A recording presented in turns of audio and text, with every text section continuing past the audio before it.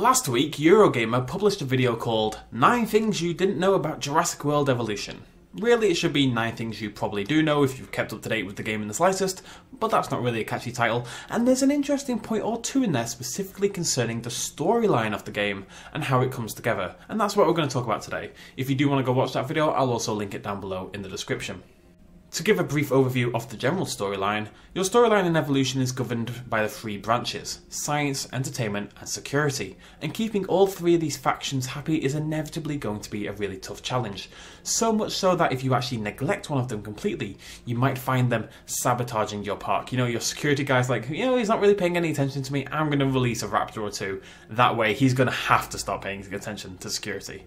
The 3 storylines will develop from the simple stuff we've seen on Isla Matanceros in the gameplay demo into a much bigger eventual storyline, which supposedly will tie in with the themes established in the original Jurassic Park, which could be the hubris of man, the whole standing on the shoulders of giants, chaos theory stuff, parenthood, all of that.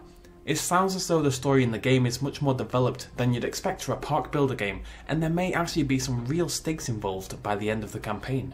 On top of all of that is Ian Malcolm. He does feel a little bit shoehorned in for me, with the reasoning that he's there to keep an eye on things, despite his distaste for what's going on. He realises the park is going to happen with or without him, so why not be there to try and stop the crazier ideas? I don't totally buy it, but if you've got the chance to have Jeff Goldblum in your game, then you're going to take it. The most interesting part of that Eurogamer video, however, mentions how there may be a climax towards the end of the game that involves Ian Malcolm. To quote Eurogamer, "He fundamentally disagrees with everything you're doing just by playing the game. And so, a unique dynamic between Ian Malcolm and the player arises that, according to writer John Zerplatten, pays off in an interesting way when you get to the end of the campaign." So, as we develop our park, following the storylines of the aforementioned trees, Ian Malcolm is in the background sarcastically applauding us and telling us not to do such and such, all the while still being bowled over by the majesty of the dinosaurs we're creating. It certainly sounds like an interesting dynamic, and we'll go on to that a little bit more in a moment, but first, the 3 trees. The security tree is clearly based around Hodgkin's ideals in Jurassic World. He wants to breed these dinosaurs for battle. Perhaps by the end of the game we'll have the potential to actually sell our aggressive and more dangerous dinosaurs to the military, see Hodgkin's dreams realised.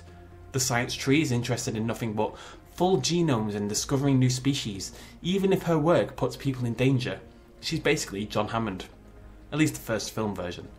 Finally, you have entertainment.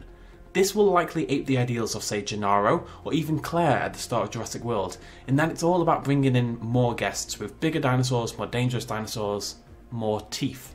This is where, we think at least, the hybrid dinosaurs are going to be, and I think the plot may well follow a similar path to Jurassic World in that you'll be working towards the Indominus in a big way before it all goes to hell.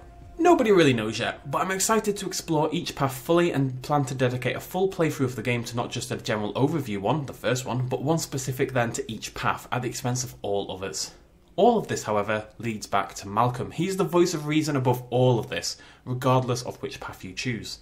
The idea that the conflict between Malcolm and the player comes to a head towards the end of the game is actually really interesting to me, and I'd love to hear what you think on it down below in the comments. But to me what it suggests is a sort of endgame decision wherein you can choose to give in and sell out, build the ultimate Jurassic Park, make a fortune, fulfill Hammond's dream at the start of the first film or in the novels.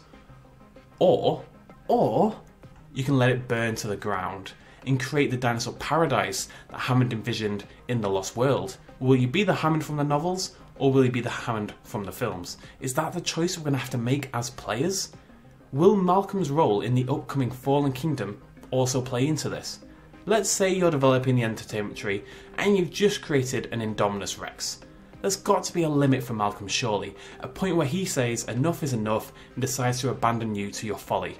Perhaps then causing him to lead the charge against you in court, testifying, as we've seen in the Fallen Kingdom trailers, as to the dangers you're creating. Basically, can you push your helpful, sarcastic advisor so far that he abandons you to the castle on the sand you've created for yourself? It's definitely a really interesting prospect, and the idea of having a really prominent storyline in a park builder game is really exciting to me. This is something other park builders really have ignored entirely because it's a difficult thing to do, so it's really nice to see Frontier pushing that envelope a little bit. But what do you guys think at home to these ideas? Is there any direction you'd like to see the evolution storyline go, overall or even specific to individual trees?